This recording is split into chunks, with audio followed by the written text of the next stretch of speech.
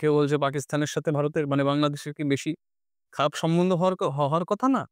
কেউ বলছে কি ভারত তো বাংলাদেশের বন্ধু ছিল, বাংলাদেশ অকৃতজ্ঞের মতো বলছে। আ অভিযোগ তো রয়েছেই যে তারা বিরোধী ক্যান্ডিডেটকে আ নাম নথিভুক্ত করতে দিতেন না, বা বাংলাদেশে একটা ব্যবস্থা ছিল যারা মুক্তিযোদ্ধা তাদের সন্তানরা কিছুটা সুবিধা ভোগ করবেন। শেখ হাসিনা বলছিলেন যে হ্যাঁ? আমেরিকা একটা খ্রিস্টান রাষ্ট্র বানাতে চায়। বাংলাদেশ এবং কিছুটা ভারতের অংশ কেটে হয়তো ১ম কথা যে বাংলাদেশ যেটা বাংলাদেশের কিছু লোক দাবি করছে যে কলকাতা দখল করে নেব ইত্যাদি। আমি মেজর শরীফ, আমরা বলতেছি 4 দিনের মধ্যে আমরা কলকাতা দখল করে নেব। আচ্ছা, ইউরোপ নিজের অর্থনীতি বাঁচাতে যখন রাশিয়া থেকে গ্যাস কেনে, তখন সেটা যুদ্ধে মদদ দেয় না। কিন্তু ভারত যখন তেল কেনে সেটা যুদ্ধে মদদ দেয়। মানে এটা আলাদা ফান্ডিং নাকি? নমস্কার। নমস্কার। আ বর্তমানে বাংলাদেশ থেকে ক্ষমতাচ্যুত হয়ে পালিয়েছেন বা চলে গেছেন শেখ হাসিনা, এবং সেই বিষয়ে ভারতে হোক, বাংলাদেশে হোক বিভিন্ন কথা আমরা সোশ্যাল মিডিয়ায় শুনতে পাচ্ছি। আম যেমন কেউ এখন হট করে বলছে যে বাংলাদেশ দখল হয়ে যেতে পারে। কেউ বলছে বাংলাদেশ ভারতের কলকাতা অব্দি চলে আসবে। কেউ বলছে পাকিস্তানের সাথে ভারতের বাংলাদেশের কি বেশি খারাপ সম্বন্ধ হওয়ার কথা না? কেউ বলছে কি ভারত তো বাংলাদেশের বন্ধু ছিল, বাংলাদেশ অকৃতজ্ঞের মতো বলছে। বা বাংলাদেশ থেকে কিছু শোনা যাচ্ছে যে এটা আমাদের ব্যক্তিগত ব্যাপার যে আমরা কিরকম রাষ্ট্র হিসেবে থাকবো, বা কি আমাদের মূল্য কি আমরা ঠিক করব, বাইরে থেকে ভারত কোনো বড় রাষ্ট্র আমাদের কেন ঠিক করে দেবে ইত্যাদি, ইত্যাদি। তো সেই বিষয়ে আমরা দুজনে আজকে আলোচনায় বসেছি, এবং আমরা কি জানার চেষ্টা করব যে এই যে হাওয়ায় ভাষা বা চলে আসা কিছু কথা সেগুলোর ভিত্তি কতটা আছে, সেগুলো কঠিন বা আদৌ তার পায়ের নিচে মাটি আছে কিনা, আকাশে উড়ছে কিনা কথাগুলো।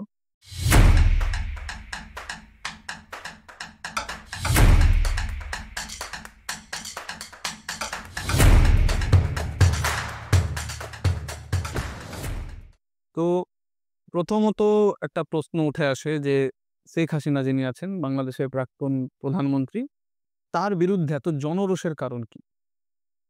জনরোষের কারণ সেভাবে আমি যতটা জেনেছি যে বাংলাদেশের যে প্রধানমন্ত্রী ছিলেন, প্রাক্তন প্রধানমন্ত্রী এখন ধরতে গেলে নেই এখন বাংলাদেশে। নেই। তাই শেখ হাসিনা আমার আমি যতটা জানি যে তিনি একজন ভালো মানুষ ছিলেন। সে জনগণের জন্য ভালো কাজ করতেন এবং আমি যতটা জানি, আমি যতটা শুনেছি লোকমুখে বা সোশ্যাল মিডিয়ার মাধ্যমে যতটা জানতে পেরেছি, সে সেখানে বসবাস করে হিন্দু, মুসলিম যেই সম্প্রদায়ের মানুষরা থাকতেন, তাদের অনেক সুবিধা দিয়েছে বা যেসব সুবিধা দেওয়া হয়েছে সেগুলো দিয়েছে। তা সত্ত্বেও হয়তো এমন কিছু হয়তো হতে পারে যে তারা বিপক্ষ যে পার্টি ছিল, সে পার্টি হয়তো যে দলগুলো ছিল, সেই দলগুলো চাইছিল যে শেখ হাসিনা প্রধানমন্ত্রীর পদ থেকে সরে যাক। তার সমস্ত দেশেই তো যেমন বর্তমানে ভারতে কংগ্রেস সরকার, মানে হ্যাঁ, কংগ্রেস হ্যাঁ, আমি বলছি। কংগ্রেস নেতৃত্বাধীন যে বিরোধী পক্ষ রয়েছে তারাও তো চায় যে বিজেপি হ্যাঁ, সবকিছু বসে যাক। এবার এবার তারা তো সরাসরি তো গিয়ে বলতে পারবে না, "হ্যাঁ, তুমি সরে যাও।" হুম। তারা তারা বলতে পারবে, সরাতে পারবে না। সরাতে পারবে না। এবং হয়তো ভোটের মাধ্যমে তো তারা জিততে পারছে না। তো একটাই পথ থেকে যায়, সেটা কি? যে এমন কিছু একটা করতে হবে বা এমন একটা সমস্যা সৃষ্টি করতে হবে যে সমস্যার দরুন যে প্রধানমন্ত্রী শেখ হাসিনা সেখান থেকে সরতে বাধ্য হয়। তোকে কয়েকটা বিষয় আমি একটু ঠিক করব যে ভোটে রিগিং সম্বন্ধে আমি অনেক জেনেছি। তো বাংলাদেশে শেখ হাসিনার বিরুদ্ধেও সেরকম প্রচুর, অন্ততপক্ষে আ অভিযোগ তো রয়েছেই যে তারা বিরোধী ক্যান্ডিডেটকে আ নাম নথিভুক্ত করতে দিতেন না, বা আ বিনা প্রতিদ্বন্দ্বিতায় শেখ হাসিনার দলের লোকেরা জিতত ভোটে। আমি কারো পক্ষে বলছি না, এগুলো সেই অভিযোগ। না, এগুলো আমি সত্যি বলছি, এগুলো আমি শুনিনি আমি। আমি যতটা জেনেছি সোশ্যাল মিডিয়ার তো মাধ্যমে। সেক্ষেত্রে একটা জনরোষ হওয়ার একটা জায়গা থাকে। দ্বিতীয়ত তফাৎ কি বলতো? বাংলাদেশে একটা ব্যবস্থা ছিল যারা মুক্তিযোদ্ধা তাদের সন্তানরা কিছুটা সুবিধা ভোগ করবেন চাকরিতে, একটা হ্যাঁ, হ্যাঁ। আরক্ষণ বা সংরক্ষণ, যে ভাষায় যেমন আমরা ব্যবহার করি, আর তাদের জন্য জায়গা ছিল। এক্ষেত্রে কিছুটা বলা যায় আমি সমর্থন করি। যেমন ভাব, আম আমার বাবা যদি মুক্তিযোদ্ধা হয়ে থাকেন, তো তিনি দেশের জন্য প্রাণ দিয়েছেন বা নিজের ক্ষয়ক্ষতি করেছেন। তার ফলে আমি যে ছোটবেলায় যতটা আম পাওয়ার কথা ছিল বাবার কাছ থেকে, বাবা দিতে পারিনি বা আমি পাইনি। তার জন্য আমাকে কিছুটা সুবিধা দেওয়ার চেষ্টা। কিন্তু হট করে শেখ হাসিনা আনলেন যে তার নাতিরাও পাবে। নাতি-নাতনিরা মানে যারা মুক্তিযোদ্ধা তাদের ছেলেমেয়ের ছেলেমেয়েরাও পাবে, এরকম একটা ব্যাপার। তো সেক্ষেত্রে একটা বড় জনরোষ দেখা গেল। অবশ্যই। তো এটা বাঞ্ছনীয় অবশ্যই, কারণ সংরক্ষণ এমন একটা জিনিস যে আ খুব ভেবেচিন্তে এগোতে হয় সে বিষয়ে। ভারতও প্রত্যেকটা সময় যে এই সংরক্ষণের কথা যখন ওঠে, বাড়াতে হবে, কমাতে হবে, তুলে দিতে হবে বা আরো মানে আনতে হবে। সেক্ষেত্রে অনেক বিচার পরামর্শ, অনেক কমিশন বসার পরে এই বিষয়গুলো আসে। ভারতেও একের পর এক কমিশন এসছে, তারা বলেছে এসসি-এসটিদের এইভাবে দিতে হবে বা ওবিসিদের এত শতাংশ দেওয়া যাবে, এর বেশি যাওয়া যাবে না ইত্যাদি। আমি কোনো জটিলতার মধ্যে যাচ্ছি না।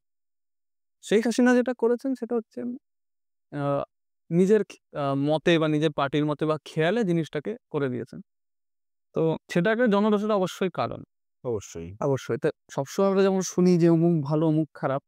কেউই কালো বা সাদা হয় না। সবাই ধূসরের যেকোনো একটা আম চাঁদোয়ায় থাকে যে কতটা ধূসর, কতটা সাদা, কতটা কালো সেরকম।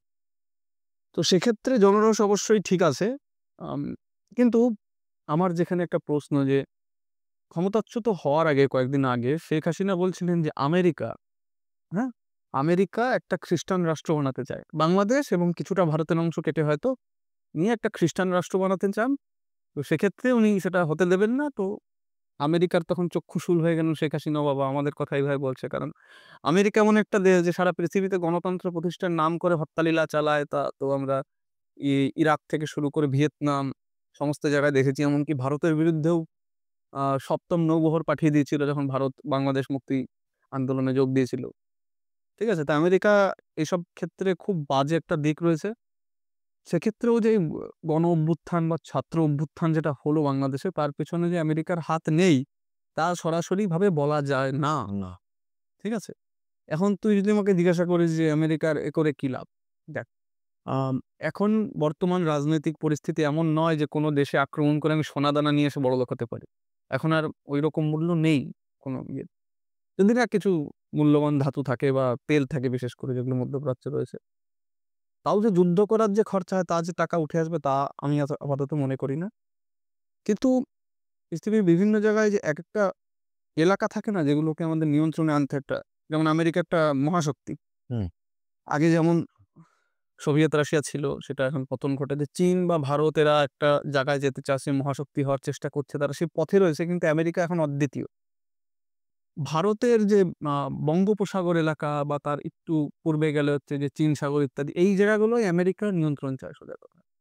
তো ভারতের বা বাংলাদেশের এখানে যদি আমেরিকা কোনো খ্রিস্টান রাষ্ট্র বানাতে পারে, খ্রিস্টান হয়ে কথা না, আমেরিকি রাষ্ট্র একটা বানাতে পারে একটা ওদের দখল রাষ্ট্র। বা ওদের নিয়ন্ত্রিত, দখলকৃত না, সরাসরি দখলও না, নিয়ন্ত্রিত একটা এলাকা এখন তো বানাতে দখল বলতে যুদ্ধের মাধ্যমে দখল দেওয়া সম্ভব না। এখন রাজনৈতিকভাবে একে মাথা জড়িয়ে ধরে আর একদম হাতের মুঠোতে রাখতে হবে এরকম। সেরকম যদি একটা জায়গা পায়, তো পুরো বঙ্গোপসাগর অন্তত আমেরিকা নিয়ন্ত্রণ করতে পারে। অবশ্যই। যে আমেরিকার অত দূরের থেকে কোনো জাহাজ বা বিমান যদি আসে, খরচ মানে খুব ব্যয়বহুল হয়ে যায়। হ্যাঁ, বলে এইখান থেকেই যদি তারা ফুয়েলটা ভরার সুযোগ পায়, এতে ওদের অর্থনৈতিক সুবিধা হবে। সামরিক শক্তি, অর্থনৈতিক শক্তি দুদিক দিয়ে তারা স্বাবলম্বী হয়ে উঠবে। টাকা বাঁচাতে পারবে, হ্যাঁ। অন্য ক্ষেত্রে ব্যয় করতে পারবে। এবং যেকোনো রাষ্ট্র বা যেকোনো শক্তিধর রাষ্ট্রের বা উদীয়মান রাষ্ট্রের যদি অর্থনৈতিক ভিতকে একটু নাড়িয়ে দেওয়া যায়, তাহলে কি ভালো হয় না? অবশ্যই ভালো হয়। এবার কিছু আওয়াজ যেমন আমরা শুনতে পাচ্ছি সোশ্যাল মিডিয়ায়, বাংলাদেশ থেকে কেউ বলছে কলকাতা দখল করে নেব, ভারত থেকে কেউ বলছে যে আমরা বাংলাদেশ তো ২-৩ দিনে দখল করে নেব ইত্যাদি কথা-টথা। ১ম কথা যে এখন কোনো দেশে কোনো ভূমি দখল করে আপনি কিছুই পাবেন না। তাতে আপনার দেশের ব্যয়ভার বাড়বে, জিনিসপত্রের দাম বাড়বে। আর যখন জিনিসপত্রের দাম বাড়বে, তখন সাধারণ মানুষের জিনিসটা খুব একটা পোষাবে না। পোষাবে। বলতে খুবই ভালো লাগে আমি ওই দেশ দখল করে নেব বা ওই দেশ বলছে আমার দেশ দখল করে নেবে। এটা বেশ, মেয়েদের থেকে বেশি আমি ছেলেদের মুখে শুনি, তাদের একটা বেশ একটা পৌরুষ ভাব চলে আসে। বীর বিক্রমী সেই পুরোনো দিন মনে পড়ে যায়, হ্যাঁ? এগুলো এখনকার দিনে চলে না, প্রধান কথা। যে ১ম কথা যে বাংলাদেশ যেটা মানে বাংলাদেশের কিছু লোক দাবি করছে যে কলকাতা দখল করে নেব ইত্যাদি। আমি মেজর শরীফ, আমরা বলে দিচ্ছি 4 দিনের মধ্যে আমরা কলকাতা দখল করে নেব। আমাদের ইস্টার্ন কমান্ড আমরা দখল করে নেব, আসাম দখল করে নেব। মানা যায় না, সত্যি কথা বলছি। যেমন ভারত যদিও বা বলে যে ভারত আমরা মানে বাংলাদেশ দখল করে নেব, সেটাও খুবই কঠিন কাজ। কারণ রাশিয়া ইউক্রেনের যে সমস্যা দেখছিলাম। যে রাশিয়া তো বিশাল শক্তিধর একটা দেশ। ইউক্রেনকে তো কয়েকদিনেই বুলডোজার চালিয়ে দেওয়ার কথা ছিল। কিন্তু এখনো তো পারছে না। এখনই তো রয়েছে, এই তো রয়েছে। হ্যাঁ। এবার এটা বলতে পারে ইউক্রেন জীবনের জন্য লড়ছে, রাশিয়া একটু জমির জন্য লড়ছে। তো ইউক্রেন বেশি আম সেইরকম জোর লাগিয়ে যুদ্ধটা করবে। কিন্তু তাছাড়াও যে ইউক্রেনের মাথায় আমেরিকার বা নেটোর হাত রয়েছে, সেটাও অস্বীকার করা যায় না। না। এমনি বাংলাদেশ দখল করাটাও অত কোনো সহজ কাজ হবে না। ওর মাথার উপর হাত আছে কারোর না কারোর। কারণ বাংলাদেশের যে মানে নোবেল লরেট যিনি রয়েছেন মোহাম্মদ ইউনূস নেতৃত্বাধীন যে অন্তর্কালীন সরকার প্রয়োজনই আছেন এখন। হ্যাঁ, এক কথায় বলতে গেলে তো তিনি শেখ হাসিনা যেহেতু আমেরিকার অপ্রিয় পাত্রী ছিলেন, সেক্ষেত্রে বলা যেতে পারে যে মোহাম্মদ ইউনূসের যে সরকার সেটা আমেরিকার অন্ততপক্ষে ডেমোক্র্যাটদের একটা কি বলবো ছত্রছায়ায় থাকা নেতা হতে পারেন উনি। যেহেতু আমেরিকাও সত্তা পরিবর্তন হয়েছে, যেমন ডেমোক্র্যাটদের হারিয়ে রিপাবলিকান অর্থাৎ এই ট্রাম্প সরকার ফেরত চলে এসছে। সেক্ষেত্রে একটু আগ্রহী থাকবো দেখার জন্য যে বাংলাদেশের প্রতি তার ছত্রছায়া থাকে নাকি উনি আহ আওয়ামী লীগপন্থী হয়ে থাকেন। মানে ট্রাম্প তো অবশ্যই ব্যবসা বোঝেন, যে ওনার স্লোগানই রয়েছে যে আমেরিকা ফার্স্ট। হ্যাঁ, তো আমেরিকার বাণিজ্যিক ক্ষেত্রে যেটা সুবিধার হবে ট্রাম্প সেই পদক্ষেপই নেবেন। সেক্ষেত্রেও তো আমার একটু আগ্রহ আছে যে ট্রাম্প কোন দিকে যান, বিএনপির দিকে যান নাকি আওয়ামী লীগের দিকে যান। তাছাড়া যেমন একটা বিষয় রয়েছে কি বলতো, যে অনেকে মানে ভারতের মধ্যেও কয়েকজন লোক, যেমন দেখুন বাংলাদেশ ভারত দখল করে নেবে, কলকাতা দখল করে নেবে, এগুলো অবান্তর কথা। কিন্তু ভারতে দাঁড়িয়েও যারা বলছে যে আমরা বাংলাদেশ দখল করে নেবো ইত্যাদি, তাদের একটা কথা বলে রাখি যে বন্ধুরা, হয়তো তোমরা ভারতকে ভালোবেসে বলছো নাকি ইত্যাদি হতে পারে, বা সেই আত্মবিশ্বাসের সাথেই বলছো যে তুমি হয়তো বাংলাদেশ সত্যি দখল হয়ে যেতে পারবে। পারবে। হ্যাঁ, কিন্তু কিন্তু ভারত এখন বিশ্বের সবথেকে বেশি দ্রুত গতিতে এগুনো অর্থ ব্যবস্থা আর কি।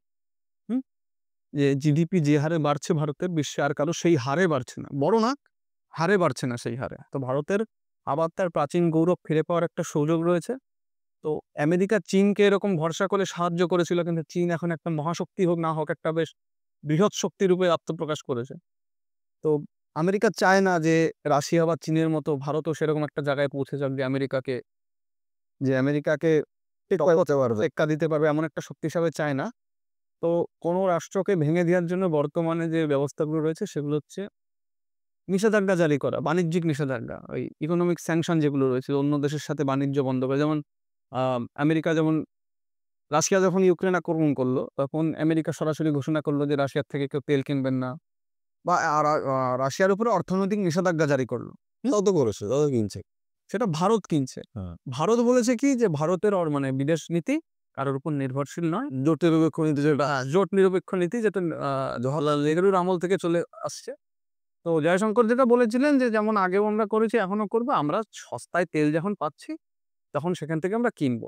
এবং জয়শঙ্করের একটা ভালো কথা ছিল ইউরোপীয় একটা কনফারেন্সে, যে আচ্ছা ইউরোপ নিজের অর্থনীতি বাঁচাতে যখন রাশিয়া থেকে গ্যাস কেনে, তখন সেটা যুদ্ধে মদদ দেয় না, কিন্তু ভারত যখন তেল কেনে সেটা যুদ্ধে মদদ দেয়। মানে এটা আলাদা ফান্ডিং নাকি?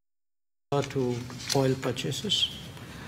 If you are looking at energy purchases from Russia, I would suggest that your attention should be focused on Europe, which probably we do buy some energy which is necessary for our energy security. But I suspect, looking at the figures, probably our total purchases for the month would be less than what Europe does in an afternoon. So you might want to think about it. ইউরোপে রাশিয়ার gas আসার পর থেকে তাদের কারেন্টের বিল 10 গুণ হয়ে যাচ্ছিল। তো সেখান থেকে বাঁচতে ইউরোপ রাশিয়ার থেকে কিছু গ্যাস আবার নেয়, সে নিষেধাজ্ঞা সত্ত্বেও তাতে অসুবিধা হচ্ছে না। ও থাকে একটা ওই ইউরো কেন্দ্রিক একটা চিন্তাভাবনা থাকে ওদের, যে বাকি দেশের কোনো যায় আসে না। তো জয়শঙ্কর বলেছিলেন যে ইউরোপ যদি সারা বিশ্বের সমস্যাকে নিজের সমস্যা না ভাবে, বাকি বিশ্ব ইউরোপের সমস্যাকে নিজের সমস্যা হিসেবে ভাববে না। তো ঠিক আছে, ওই দিকটা আমরা গেলাম। এবার সমস্যাটা কি, যদি ভারত বাংলাদেশ আক্রমণ করে, যেমন এটা তো অস্বীকার্য নয় যে ভারতই একমাত্র শেষ হিন্দুদের একটা আবাসস্থল, যে বাকি আর কোনো দেশে বৌদ্ধ আছে কিন্তু হিন্দু তো নেই সেরকম করে।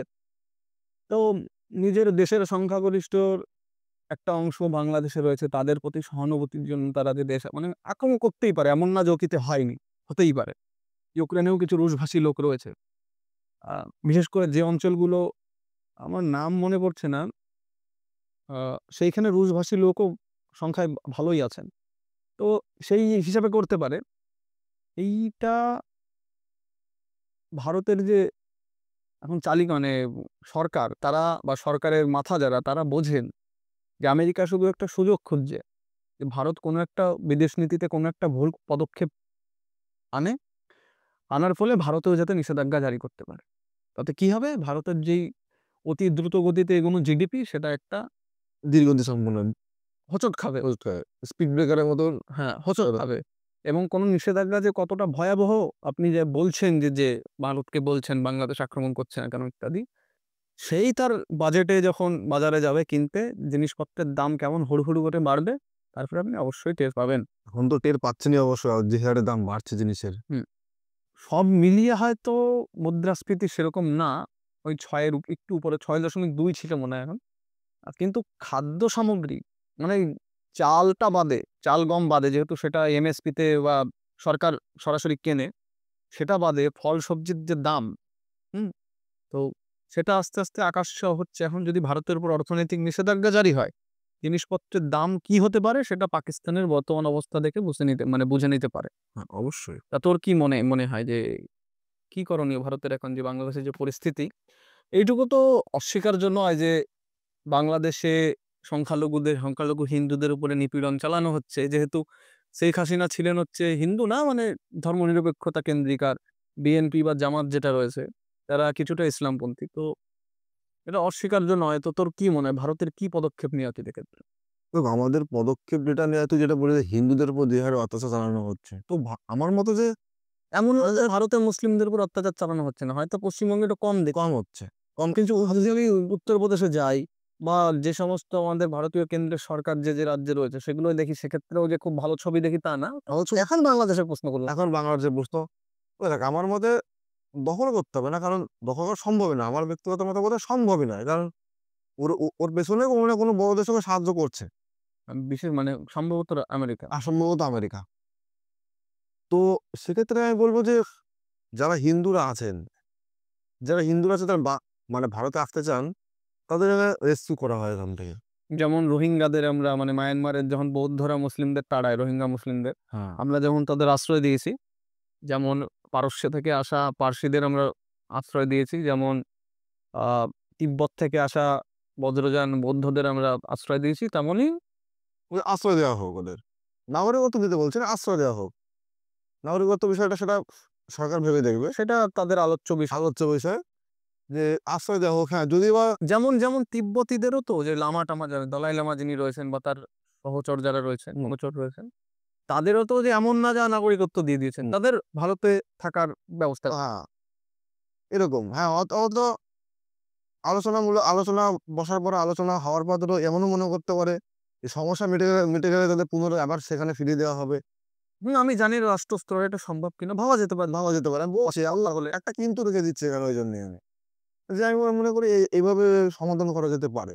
তাছাড়া দখলের দিক দিয়ে আমার পক্ষেও না, মানে একজন ভারতীয় হিসাবেও পক্ষে না যে এগুলো কি জিনিস। সম্ভবই নয়, কারণ এখনকার যে রাজনৈতিক অবস্থা, যে পথটা বা রাজনীতির যে চালাকিটা এখন, ওর মাধ্যমে যুদ্ধ তো এখন অভাবনীয়। হ্যাঁ, সরাসরি তুমি ওদের মারছো, বোম ফেলছো, হতে পারে সামরিক শক্তি আমাদের বেশি আছে, কিন্তু লাভদায়ক না কোনো পক্ষে। লাভদায়ক না। বা বাংলাদেশের সুসম্পর্ক বা আগের মতো কেন রাখবো না, সেটাও একটা প্রশ্ন। আচ্ছা, মোটামুটি এখন তো আমরা একটু পরিস্থিতিটা বুঝলাম যে কি ঘটছে না ঘটছে, যে আমাদের ওরকম হাস্যকর কোনো আলোচনা এখানে করার ইচ্ছা নেই। না, এমনি কিছুটা আমরা অতীতে যেতে পারি দেখার জন্য যে মানে ভারতে আসলে মানে ভারতের সাথে বাংলাদেশের আসলে সম্পর্কটা কি? মানে এক ব্রিটিশরা যাওয়ার আগে অব্দি তো আমরা একই দেশ ছিলাম, একই দেশ ছিল, অখণ্ড ভারত যেটা ছিল। অখণ্ড ইন্ডিয়া। যাই হোক, মানে ব্রিটিশ নাম অনুসারে অখণ্ড ইন্ডিয়া ছিল। বাংলায় বললে অখণ্ড ভারতে তো হয়। না, আসলে ভারত তো আসলে আগের থেকেই নামটা ছিল ভারত, ইন্ডিয়া তো পরে দেওয়া হয়েছিল নামটা। সে ঠিক আছে, আমি রাজনৈতিক সত্তার কথা বলছি। হ্যাঁ, যেমন তুই যে ভারতের কথা বলছিস ভৌগোলিক ভারত, সেরকম তো ভৌগোলিক ইউরোপ। কিন্তু এখন তো ইউরোপ, জার্মানি, ফ্রান্স, স্পেনের মধ্যে বিভক্ত। সে তো অবশ্যই। হ্যাঁ, ভৌগোলিক ভারতের কথা বলছি না, রাজনৈতিক সত্তা ইন্ডিয়ার কথা বলছি, যখন আমরা এক ছিলাম। তারপরে ওই দ্বিজাতি তত্ত্ব, দুই দেশ একসাথে থাকতে পারবে কিনা, তাও আবার মুষ্টিমেয় কিছু লোক ঠিক করেছিল, সবাইকে তো ভোটদান করতে দেওয়াও হয়নি। খুব সম্ভবত মানে ১২ কি ১৩% লোক মনে হয় ভোট দিয়েছিল এই বিষয়ে, মানে যাদের কাছে জমি ছিল সেই সমস্ত লোকেরা খালি। আর আহ নেহরুরা হোক, জিন্নাহরা হোক, তারা মিলে যে যার রাজনৈতিক সুবিধা দেখে দেশ ভাগটা করে। যে একটা খবর। যাই হোক, হয়েছে খুব ভালো কথা। তারপরে পশ্চিম পাকিস্তান, পূর্ব পাকিস্তান আলাদা হয়। এবং একটা সময় অব্দি ৭০ না ৬০ এর দশক অব্দি আমি ভুলে যাচ্ছি ঠিক, পাকিস্তানের অর্থনীতি কিন্তু খুব ভালো ছিল। ভালো ছিল। হ্যাঁ। পশ্চিম পাকিস্তানেরও, শুধু পূর্ব, আমি বাংলাদেশের কথা বলছি না। মানে দুটো প্যালেস্টাইন হ্যাঁ, পূর্ব পশ্চিম দুটোরই দুটোরই অর্থনীতি ভালো। খুব ভালো ছিল। ভারতের থেকে যথেষ্ট ভালো ছিল। তারপর কি হলো যে পাকিস্তানের একটি ভোটে, নির্দিষ্ট আমার সাল তারিখ মনে থাকে না ভাই, দুঃখিত। হয়তো নিচে এডিটিং এর সময় দিয়ে দেওয়া হবে। যে একসময় দেখা যায় শেখ মুজিবুর তো মোট ভোটেই পূর্ব পশ্চিম পাকিস্তান মিলেই মোট ভোটে আম তাদের সংসদে সংখ্যাগরিষ্ঠতা লাভ করেছেন পাকিস্তানের সংসদে। দুটো মিলে। দুটো মিলেই। মানে বাংলাদেশে এত পেয়ে গেছে আর ওদিক থেকে পাওয়াই লাগেনি কিছু একটা ব্যাপার। যেমন বর্তমানে উত্তর ভারত থেকে আমাদের কেন্দ্রীয় মানে কেন্দ্রের শাসক দল এত পায় যে দক্ষিণ ভারত বা পূর্ব ভারতে সেরকম নজর দেওয়ার হয়তো দরকার নেই। আম তারপরে পশ্চিম পাকিস্তানের লোকেদের মানে ইগোতে লাগে যে এটা বাংলাভাষী লোক, বাংলাভাষীরা এবার শাসন করবে আমাদের, আমরা উর্দুভাষী বেশি উন্নত কোনো একটা সম্প্রদায়। তো আমাদের শাসন করবে, সেই নিয়ে কাটাছেঁড়া হওয়ার পরে বাংলাদেশে শেখ মুজিবুরের নেতৃত্বে মুক্তিবাহিনী গঠিত হয় এবং তারা যতটা সম্ভব আন্দোলন করে এবং শেষে ভারতের প্রাক্তন প্রধানমন্ত্রী ইন্দিরা ইন্দিরা গান্ধীর গান্ধীতে নেতৃত্বে ১৯৭১ সালে হ্যাঁ, স্বাধীন বাংলাদেশকে মানে মুক্তিবাহিনীকে সাহায্য করা হয় এবং স্বাধীন দেশ হিসাবে বাংলা ভাষাকে কেন্দ্র করে বাংলাদেশে মানে বাংলাদেশ দেশ হিসেবে আত্মপ্রকাশ হুম। করে। প্রথমে বাংলাদেশের রাজনৈতিক চরিত্র মানে ধর্মনিরপেক্ষ রাখা হয়েছিল। তারপরে একটা সময় পরে রাজ্যের ধর্ম ইসলাম করে দেওয়া হয়। তারপরে কিছুকাল বিএনপি থেকেছে। তারপরে আবার শেখ হাসিনা ফেরত এসে তার আওয়ামী লীগকে দাঁড় করিয়েছে। এই হচ্ছে মোটামুটি ইতিহাস। তো ভারতের সাথে বাংলাদেশের বন্ধুত্বমূলক সম্পর্ক, বাকিটা বাদ দিয়ে ভারত ও বাংলাদেশের আমার ব্যক্তিগত মত, যদি কোনো মূল শত্রু থেকে থাকে সেটা পাকিস্তান, বা ছোট করে বললে পাকিস্তানের শাসক শ্রেণী বা পাকিস্তানের আর্মি যেটা। আর্মি সেনাবাহিনী যেটা মোদ্দা কথা বলতে গেলে ভারত বাংলাদেশকে সাহায্য করেছিল। সেই তার দরুনই বন্ধুত্ব সম্পর্ক আছে। এখন হয়তো একটু তেতুভাব চলছে তাদের কারণ সম্পর্কের মধ্যে। তেতোভাব চলছে, কারণ হচ্ছে বাংলাদেশে এমন শুধু তো আওয়ামী লীগ বা মুক্তিযোদ্ধাদের দল নেই, এমন একটা বাংলাদেশে একটা শ্রেণী আছে যারা, বিএনপি তো বাদ দিলাম, বিএনপি তাও তো একটা রাজনৈতিক দল, জামাত, জামাত। যারা চায়নি কখনো বাংলাদেশ সৃষ্টি হোক, যারা চেয়েছিল বাংলাদেশ পাকিস্তানের অংশ হোক এবং বাংলাদেশের রাষ্ট্রভাষা উর্দু হোক, এই হচ্ছে জামাত। জামাতের এখন সমর্থক কিছু হয়তো সংখ্যায় বেড়েছে বা জামাতই বাড়িয়েছে। তো সেই সমস্ত লোকের অনুপ্রেরণায় বা ছোঁয়ায় এসে একটা শ্রেণী এখন উঠে এসেছে বাংলাদেশে। তো তারা এখন বেশ একটা ভালো নিয়ন্ত্রণে রয়েছে। শেখ হাসিনাও যে খুব ভালো কাজ করেছে তা না, কেমন অনেক ক্ষেত্রে কি হয়েছে জানিস? যে মুক্তিযোদ্ধা না, সেও কোনোভাবে নিজেকে মুক্তিযোদ্ধা প্রমাণ করে সেই সুবিধাগুলো ভোগ করত। বা মুক্তিযোদ্ধার নাতি, ছেলে এইসব প্রমাণ করে। এবার তখন তো এরকম আমাদের এখনকার মতো কম্পিউটারাইজড সার্টিফিকেট ছিল না। আমাদের আঙুলের ছাপও নেওয়া হয় এখন। আঙুলের ছাপ, চোখের ছবি নেওয়া হয়। আগে তেমন ছিল না, অত উন্নত ছিল না প্রযুক্তি। তো হাতে লিখে হয়তো কোনো রকম দিয়ে দিয়েছে, হাতে লেখা কোনো সার্টিফিকেট দিয়ে দিয়েছে কাউকে হয়তো। এটা একটা দুর্নীতি, সহজ কথা। দুর্নীতি সহজ। যেমন এখন ভারতে যদি কেউ এসসি/এসটি কার্ড বা ওবিসি কার্ড যদি বিলাতে থাকেন কোনো একটা রাজনৈতিক দল নিজের সুবিধা পাওয়ার জন্য, সেটা যেমন একটা চূড়ান্ততম অপরাধ। যারা মুক্তিযোদ্ধা না, যাদের অভিভাবকেরা সেই ত্যাগ স্বীকার করেননি, তারা কেন সেই ত্যাগের সুযোগগুলো নেবে? এবং সেগুলো ন্যায্য কথা। তবে হয়তো তারা বিএনপির সমর্থকদের ওটা কিন্তু ন্যায্য কথা না। যারা মুক্তি সংগ্রামী না, মানে মুক্তি বাহিনীতে ছিলেন না, তাদের মানে ছিলেন না, তারা কেন নিজেকে মুক্তিবাহিনী যোদ্ধার বংশোদ্ভূত বলে কবিতাগুলো যে বললাম যে হয়তো জালিয়াতি করে বা কোনোভাবে ওইভাবে ওরা মুক্তিযোদ্ধা হিসেবে ঘোষণা করেছে। যেমন দেখ অনেকেই আছে এসসি/এসটি হয়ে যায়, ওবিসি হয়তো তারা জেনারেল কাস্ট হয়তো। এসসি/এসটিতে কোনোভাবে যদি হয় টাকা ফাঁকা দিলে না, টাকা ফাঁকাতে হয়ে যায়, তো ওইভাবে হয়তো হয়েছে। তো এগুলো স্বীকার করা যায় না। ২ পক্ষেরই কিছু কথা আছে ঠিক। কারণ কোন জিনিসই আমরা আগেই বলেছি ভাই, সাদা কালো হয় না। বিশাল প্রগতির। হ্যাঁ, ধূসর প্রকৃতির হয় যে কোনো জিনিস। তো ২ পক্ষ যদি একে অপরের কথা বোঝে, এবং আমি যে ভদ্রলোককে মানি, যে অধ্যাপক ইউভাল নোয়া হারারি যিনি রয়েছেন, তিনি একটা কথা বলেছেন যে, যদি মানুষ এতই স্বার্থপর হতো তাহলে আলোচনার মাধ্যমে কোনো সিদ্ধান্তে আসা যেত না। যেমন ইসরায়েলে এবং কি নাম যেন? গাজা। এই দুটো দেশের মধ্যে যে সমস্যাটা চলছে, ইসরায়েল ও প্যালেস্তাইনের মধ্যে। সেক্ষেত্রে দুপক্ষই যেন বলে কি অপর পক্ষ আমাদের বুঝতে চায় না এবং অপর পক্ষ আমাদের নিশ্চিহ্ন করে দিতে চায়।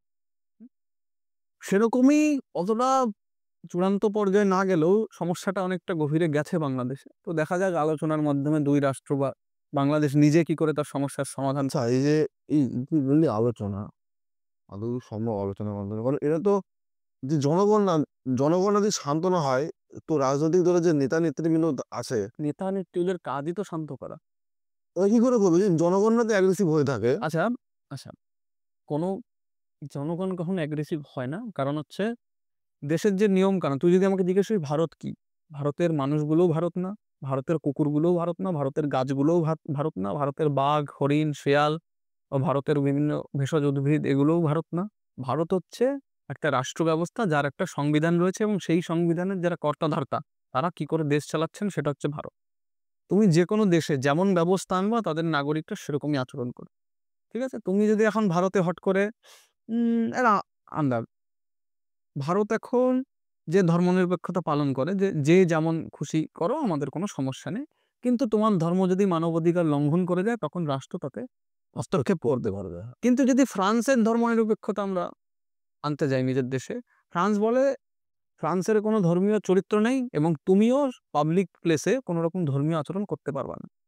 মানে ধরছি আমি এখানে যদি কোনো ইসলামের কেউ যদি টুপি পরে বা হিন্দুদের কেউ টিকা পরে ফ্রান্সে এটা নিষিদ্ধ হয়ে যাবে।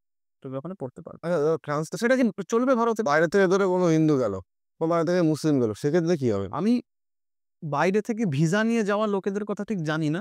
কিন্তু যদি ওখানে ফ্রান্সের বাসিন্দা হয় অবশ্যই করতে পারবে না। ঠিক আছে? তো নিজে যারা টুরিস্ট তাদের ক্ষেত্রে তো আলাদা নিয়ম হতেই পারে। জানি না আমি ঠিক। হতে পারে, হতে পারে। কিন্তু এই হচ্ছে যে একটা রাষ্ট্র ব্যবস্থা বাংলাদেশে যেরম মানে এখন একটা অন্তর্কালীন সরকার চলছে কেবলমাত্র একটা গণ অভ্যুত্থান হয়েছে। জাস্ট সেখানকার পরিস্থিতির সাথে একটা সাধারণ মানে ভারতে তো এখন কোনো হঠকারিতা বা কোনো রকম হট্টগোল হচ্ছে না। তো আমাদের সাথে তুলনা করলে চলবে না। তাদের রাষ্ট্রকে তারা কিভাবে এগিয়ে নিয়ে যাবে। সত্যি কথা বলছি যে যেমন আমি উদাহরণ দিচ্ছি। আমেরিকা যে ভাবে যে প্রত্যেক দেশই গণতন্ত্র চায়, প্রত্যেক মানুষ এই এই চায়, ওই চায়। আফগানিস্তান। আফগানিস্তানে দেখা গেছে তারা বেশিরভাগ লোকই শরিয়া মানে ইসলামের যে শরিয়ত নিয়ম রয়েছে সেটা চায়। তো যদি তাদের জনগণ তাই চায়, তো সেখানে তাই হবে। আমেরিকার লোক কেন ঠিক করে দেবে যে আফগানিস্তানে একটা সংসদ লাগবে? সেখানকার লোকেরাই যদি বলে আমার শরিয়ত চাই ঠিক আছে। ভারতের লোকেরা মিলে যদি ঠিক করে ভারতে আমার কোনো একটা আম কি উদাহরণ দেব? ধর এই যে ভারতে যে জৈনদের যে ধর্মগ্রন্থ রয়েছে সেই অনুসারে আমরা চলবো। চলবে। জনগণ যা চাইবে ওই চলবে। তো আমেরিকা যেমন ঠিক করে দিতে চেয়েছিল যে আফগানিস্তানে গণতন্ত্র হবে ইত্যাদি। গণতন্ত্র বলতে আমেরিকা নিজের একটা পাপেট বসাবে এই হচ্ছে ব্যাপার। কিন্তু সেটা তো হয় না। সেরকম হচ্ছে ব্যাপার যে ওরা কি চাইবে তার উপরে নির্ভর করছে। তো বাংলাদেশ যেটা চাইবে বাংলাদেশের সেই রাজনৈতিক ব্যবস্থায় থাকবে। তো আমরা এখানে মূলত আজকে চেষ্টা করলাম যে বর্তমানে যে আওয়াজগুলো উঠছে বা যে পরিস্থিতি ঘটে আছে বাংলাদেশে এবং কিছুটা সেই তুলনায় ভারতকেও জড়িয়ে নিয়েছে কিছু ক্ষেত্রে। তো সেই ক্ষেত্রে কিছু সুরাহার পথ আমরা বুঝলাম যে কি বিভিন্ন বিষয় যেগুলো কোনো সুরাহা সম্ভব না বা যেগুলো নিয়ে কথা বলে লাভ নেই সেগুলো নিয়ে আমরা বললাম। তো আজকের জন্য এইটুকুই। ঠিক আছে? তো ভবিষ্যতে যদি এরকম ভিডিও আরো চান তো বলবেন। মানে কোনো রাজনৈতিক বা ভূ-রাজনৈতিক কোনো বিষয় নিয়ে, হ্যাঁ? তাহলে অবশ্যই আমরা আপনাদের অনুরোধ রাখার চেষ্টা করব এবং এবং যদি কোনো সমস্যা বা কোনো প্রশ্ন থেকে থাকে তো অবশ্যই কমেন্ট বক্সে জানাবেন এবং ভিডিওটি ভালো লাগলে অবশ্যই সাবস্ক্রাইব করুন। নমস্কার।